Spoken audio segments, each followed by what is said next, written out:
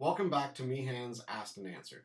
This is episode 1B. We're continuing to answer questions about auditioning for a brass section for a drum corps.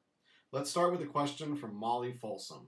Molly asks, I really want to audition, but I think I should wait until next year when I'm better. What should I work on until then? To me, the best thing is always to audition maybe a year before you think that you're ready. That way you get the experience of auditioning for a corps and what they're expecting, what you have to go through. You kind of get the initial nerves out. What to work on leading up to your audition, maybe a year beforehand. Physically getting ready, watching the drum corps that you want to audition for, seeing what they do from a physical standpoint. With Blue Devils, you definitely want to have a lot of endurance, body control, maybe take a dance class so that you can completely manipulate your body in the ways that we need. Musically, you just want to be solid in all aspects, being able to produce a great tone, flexibility, articulation, maybe a little bit of a range extension, and just being very confident with the solo that you choose. Let's also hear from Blue Devil trumpet player Azmi Baltaji with some more information regarding Molly's question. Well, first of all, I suggest going to the audition no matter what. The worst thing to do is to cut yourself early before you really know where you are in comparison to the other people auditioning. On top of that, the audition process will prepare you for the next year's audition. And the fact that you get the nervousness out of the way from auditioning for the first time for the Blue Devils, which is all in itself really, really cool. But at the same time, the process will teach you the demand that's put on us visually and musically as Blue Devils, and it's really cool because it's different from anywhere else, anything else you've ever seen. Now, if you can't make the audition, whether because of transportation or money or whatever else, I would say start running because the shows that are demanded of us are high in demand. So being in good cardiovascular shape it would be extremely important, and weight training could help you understand the muscularity of your body to understand our visual process a little bit better, which is really cool too. And musically, developing a great tone, great articulation, great embouchure, using our air, that is really important. So I would maybe get a teacher, have them really teach us the fundamentals, really work on your fundamentals, work on the exercises of the audition packet, and really having them down as best as you can. And on top of that, I would pick out a piece that highlights my best playing ability and the best features of my playing ability. That way I can really show the Blue Devils staff this is what I can do, and then you're just leaving it all up to them to decide if you're good enough and really putting your best out there. With that, good luck and thank you. Our next question comes from John Kelly. John asks, what is the one essential exercise that will help me develop as a player? Again, let's go back to some Blue Devil brass staff members for their input. Let's hear from Keith Dunton and Kevin Roman. That's a fantastic question. I would say practice, right? And I would like to think about it within the art of practicing and how we practice and when we practice. Traditionally, it's been set up that you should go into a practice room and focus for, say, 30 minutes or 45 minutes or an hour on like 3 exercises. And you go in there, you set your timer, and it's like, all right, I need to be in this room for 40 minutes or 60 minutes just working on one thing. I would advise try to get 60 minutes or more, but let's just say 60 minutes, 10 minutes throughout the day of efficient, straight to the point practicing, which means you practice whatever you can, right? We're trying to develop as a player and try to become, a natural thing of that you pick up the instrument, and we'll say a brass instrument because that's what we're talking about, pick it up and be able to play.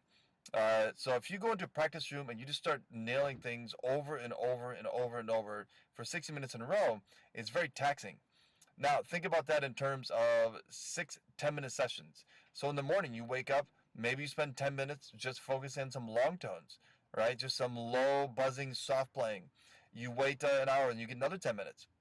And then you get into some light slurs. And then you wait 20 minutes, an hour, depending on what you're doing with your schedule. And then you get another 10 minutes. and you continue to develop throughout the day, so that at the end of the day, you have an hour practice every single day, and it doesn't feel like, oh, I have to block off an hour of my life to just dedicate towards beating up my chops. By doing this, you're going to continue to develop every single day, every week after week, after month, and a year, and you can become a fantastic player as long as you have structured time.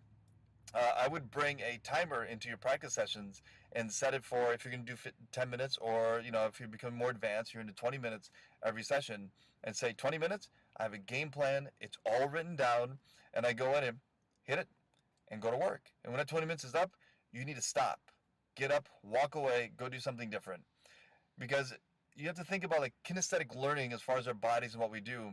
If you come into a practice session and you work really hard and say you spend 45 minutes in there and you're beating up your chops, you're playing all the time, right? And your chops start to feel all beat up and they're all drooping down. When you leave the room, you're feeling somewhat defeated. Next time you come back in, your body's going to go, oh man, that was pretty rough last time we were in here. We want to create an environment when you walk back in the practice room or you pick up the instrument, you feel fantastic. So I would advise breaking up your practice times. Keep it scheduled, have a game plan, and just kind of go through it. The second part of this, if you can, have your instrument out of the case at all times near you. One of the things I like to do as a trumpet player is keep my trumpet by the computer. So if I'm looking online and I'm waiting for something to download, I'll pick it up and ba ba doo ba doo ba da ba da, put it down. Okay, you know. If you're heading in between transitions, like, oh, I just finished this, I'm about to do this, pick it up, play a few notes. So that way you're always including practicing throughout the day versus just a traditional, like, I need 90 minutes in one spot. Think about an hour and 20 minutes throughout the entire day, every day. Hope the information helps, and good luck. Well, I'm a huge proponent of breathing exercises, and I feel like they should be a part of everybody's daily routine, whether you're a brass player or a woodwind player or a singer. Anybody who does something musical should have some kind of breathing routine, whether it's a minute long or 10 to 15 minutes long. It's that important. If you go into an audition or a big performance, chances are you're going to be nervous or a little anxious about that audition or performance. Well, being nervous or anxious directly affects how you breathe. Usually, when you're nervous or anxious about something, your breath becomes shallow and unpredictable. So, we need a way to address that going into our performance so that we aren't negatively affected by those feelings of anxiousness and nervousness. So I'm going to show you a very simple exercise you can do to calm your mind and get your breathing right back on track for your performance. We're going to use our arms like so. They'll raise up like this and down like this.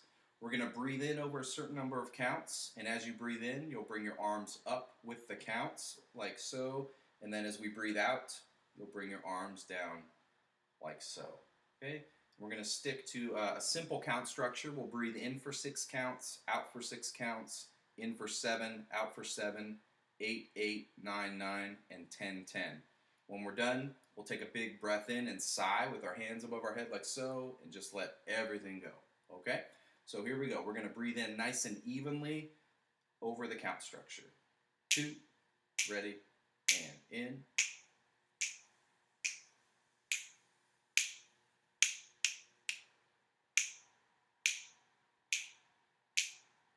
7.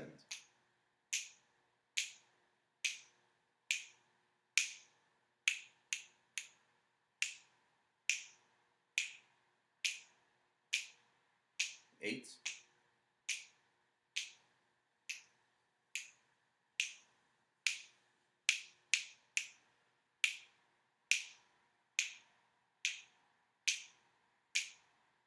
9.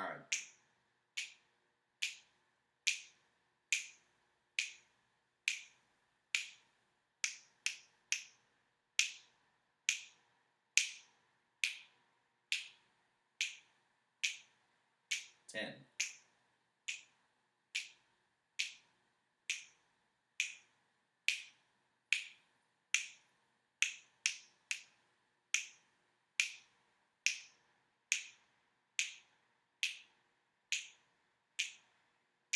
sigh.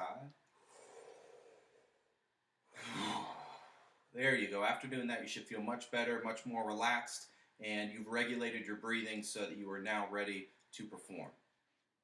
Well, that wraps up episode 1B of Meehan's Asked and Answered, auditioning for a drum corps brass section.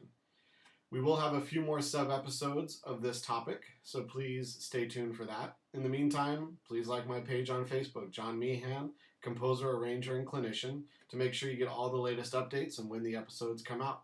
Have a great day.